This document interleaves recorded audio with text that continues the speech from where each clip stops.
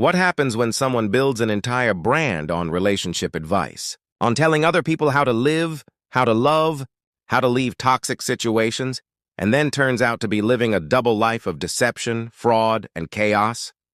Today, we are talking about one of Nigeria's most polarizing social media figures, a woman who built a massive following by positioning herself as a no-nonsense relationship therapist. A woman who called out celebrities, inserted herself into domestic tragedies, and preached accountability to the world, while allegedly running one of the boldest fraud schemes you'll hear about this year. We are talking about Blessing Okoro, Blessing CEO. And as of May 2025, she is sitting in EFCC custody facing trial for obtaining 36 million naira by false pretense. Buckle up, because this story has layers.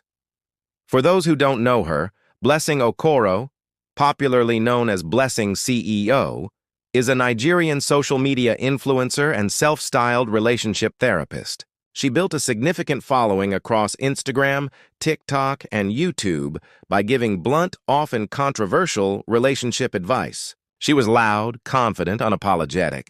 Her brand was authenticity. Her message was, "I will tell you the hard truth that nobody else will." The irony of everything that followed cannot be overstated. Because Blessing CEO's relationship with the law did not start in 2025. It did not start with the EFCC. This woman's legal troubles stretch back years. And when you lay them all out one after another, a pattern emerges that is very hard to ignore. Let's go back to the beginning. The year is 2019. Blessing Okoro turns 30 years old. And to mark the milestone, she takes to social media with photographs of a stunning luxury mansion on the Lagos island. The caption, "This is mine. Happy birthday to me," Nigeria celebrated with her. Comments flooded in. Praises, admiration, the image of a self-made woman who had arrived. There was just one problem. The mansion was not hers. It belonged to someone else entirely. Blessing had entered the property, taken photographs as if she owned it, and posted them to deceive her followers into thinking she had reached a level of wealth and success she had not actually reached. She was arrested for impersonation, and it took a public retraction, a humiliating, very public apology, before she was let off that hook. Now, a reasonable person at this point might step back, reflect, rebuild quietly. But Blessing CEO is not that person. She pressed on. Fast forward to 2022. A woman named Bimbo dies in what her family describes as a domestic violence situation involving her husband. It is a tragic, sensitive, and still raw story. The family is grieving. They are seeking justice. Enter Blessing, CEO. Claiming to be the husband's therapist, Blessing inserted herself into this tragedy publicly and aggressively. On social media, she heaped very heavy allegations on the deceased woman, a woman who could no longer speak for herself. Blessing claimed the late Bimbo had always been suicidal, that she was violent, that she had always wanted to die. The late woman's family was outraged. They filed a petition with the police, and in 2023, Blessing was charged with 6 counts of cyberbullying and related offenses. She spent 3 weeks in police custody. 3 weeks. And she came back to social media as if nothing had happened. If the Bimbo case was sobering, what happened next was almost theatrical. Blessing took to social media to publicly call out billionaire Afrobeat superstar Davido, alleging that he owed her boyfriend, a car dealer known as IVD, 4.5 million naira for a vehicle purchase. Her boyfriend IVD immediately went online and denied everything, said Davido owed him nothing. He threw her under the bus publicly. Davido, furious, filed a criminal petition against Blessing. She was staring at another arrest. And once again, she had to tender a very public, very humbling apology, this time to one of Nigeria's biggest music stars. "I sincerely apologize to Davido. I'm sorry for calling you out. I'm sorry for hurting you." And then, almost immediately after the apology, she turned around on social media and insulted IVD for not backing her up. This woman. And then came the one that truly shocked Nigeria, only months before her EFCC arrest. Blessing CEO announced on social media that she had been diagnosed with stage 4 breast cancer. Stage 4. She began soliciting funds from the public. Sympathy poured in. Money followed. But investigators and eagle-eyed Nigerians began asking questions about the medical documents she shared. And when those documents were scrutinized, it emerged that they belonged to a completely different person, a woman named Deborah. The documents were falsified. She had fabricated a terminal cancer diagnosis to solicit money from the public. When she was exposed and disgraced on national television, Blessing deactivated her social media accounts and went quiet for about a week. 1 week, then she was back. No apology, no remorse. One day posting from what appeared to be a hospital bed. The next day doing TikTok challenges with her children. People could not understand it. Psychologists might call it a pattern, a compulsion, a cycle that feeds itself, and that is exactly what brings us to today.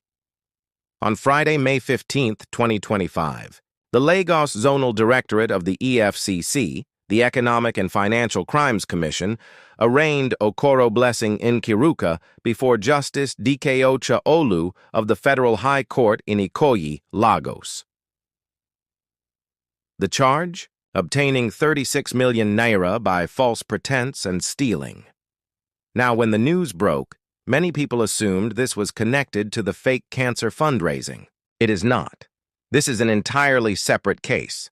According to the charge, between July 14th and July 17th of 2024, Blessing allegedly obtained 36 million naira from a Mrs. Ifeanyinwa Nonye Okoye under the false pretense of leasing a 6-bedroom detached duplex in Lekki, Lagos. In simpler terms, she posed as having the authority to lease a luxury property that she had no rights over, collected 36 million naira from this woman for the lease, and disappeared with the money. No lease, no property, no money back. The case has been ongoing for 2 years, and in those 2 years, Blessing was only able to refund 24 million of the 36 million owed.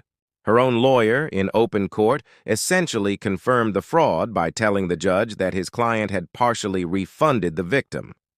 In court, Blessing's lawyer tried to negotiate. He told the judge that the victim had agreed to drop the case if the remaining balance, about 12 million naira, was refunded. He asked for more time. The EFCC's prosecution counsel was unmoved. The complainant in this case is the federal government of Nigeria. This is not a private settlement. We are here for arraignment, and the judge agreed. Whatever negotiations happen outside, he ruled, they do not halt proceedings in court. Blessing was ordered to take her plea. She pleaded not guilty. Following the plea, the prosecution requested she be remanded in a correctional facility. Her lawyer argued for EFCC custody instead. The judge granted that. Blessing was remanded in EFCC custody pending either the next court date or the perfection of her bail conditions. The matter was adjourned to June 5, 2026, for the commencement of trial. Now here is what I want you to think about as we close out this video. Blessing's CEO built a brand on accountability, on truth-telling, on publicly shaming people she deemed dishonest, irresponsible, or morally bankrupt.